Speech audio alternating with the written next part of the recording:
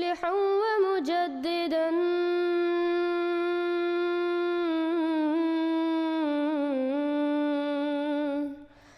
فارنوا بنظر طاهر وجناني.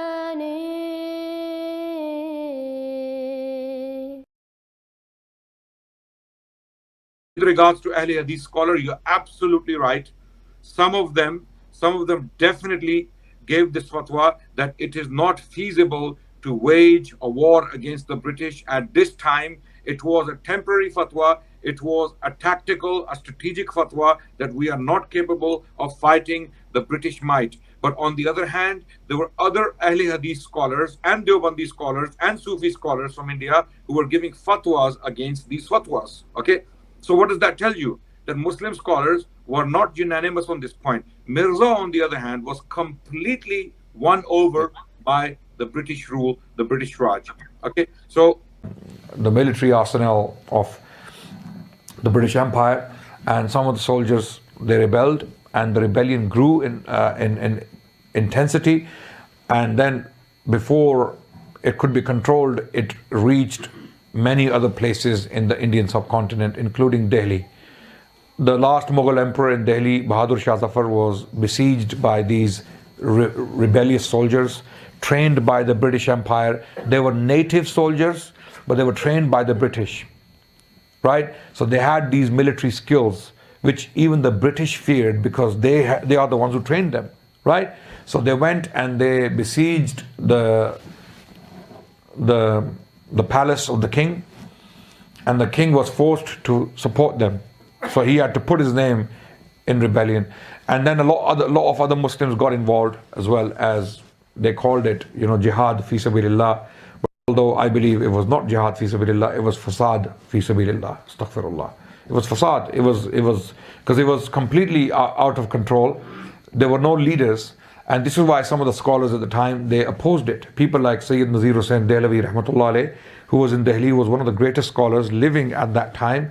He discouraged the Muslims from taking part in this rebellion because it is not jihad. Jihad doesn't mean killing innocent men, women and children. It doesn't mean that.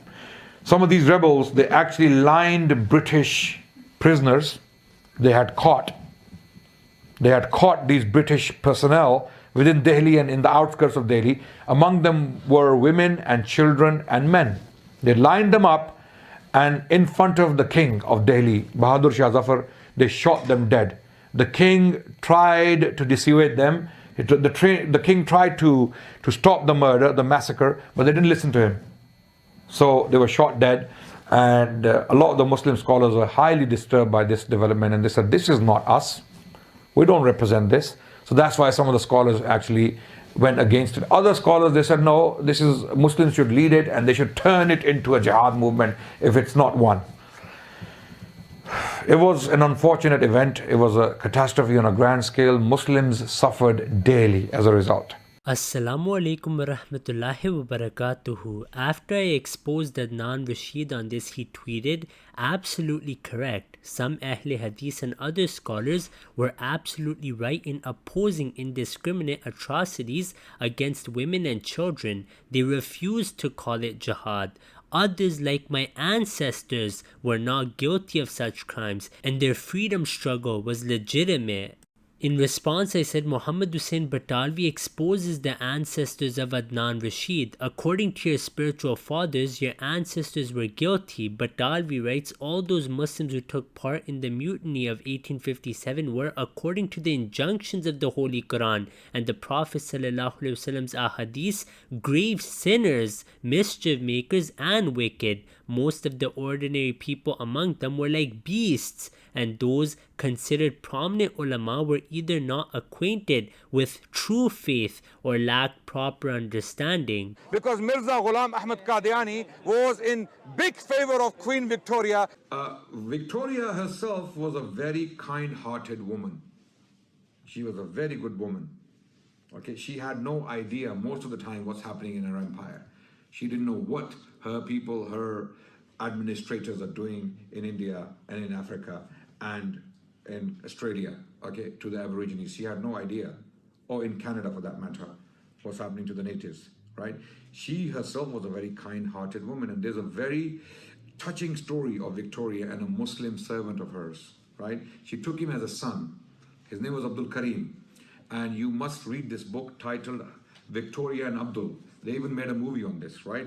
Victoria and Abdul. So this is a true story hidden from the world for nearly 100 years. How many people knew about Victoria and Abdul before this book was published? How many people? No one knew. Even I consider myself a serious student of history, right? I had no idea who Abdul Karim was until this book came out. I'm thinking, what? Abdul Karim, who is this? So when I studied him, Victoria was learning how to read Urdu from him. He was teaching her how to write Urdu. In her private personal diaries, Victoria has written Urdu. Abdul Karim became so close to her that he was present at her deathbed. And he was like her son. You know, Allahu Alam, how sincere he was, how nice he was to her. She would, when he became sick, she would come to his quarter personally to ask about him. The family became jealous. The royal family at the time, a bunch of racist bigots, right, including Victoria's son, the future King Edward, right? They all became jealous that this Indian slave or Indian man, why is he so close to her? And most importantly, he's a Muslim. What the hell is he doing so close to the Queen herself, right? So they removed him. After Queen Victoria died, he was forcefully, brutally removed from his house, sent back to India. All the correspondence was burnt. And what remained of the story was somehow hidden by the family, okay? And that information was used by this author who wrote the book, Victoria and Abdul. She was a very kind woman. And she stopped the atrocities during the 1857 mutiny, right? So she cannot be blamed. If you have not yet subscribed, make sure to subscribe and click on the bell icon so you can get notifications for every new video. Also make sure to like and comment on the video and follow on Twitter and Instagram.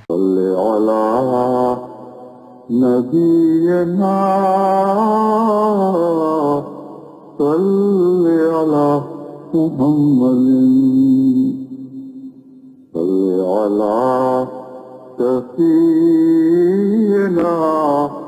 صل على محمد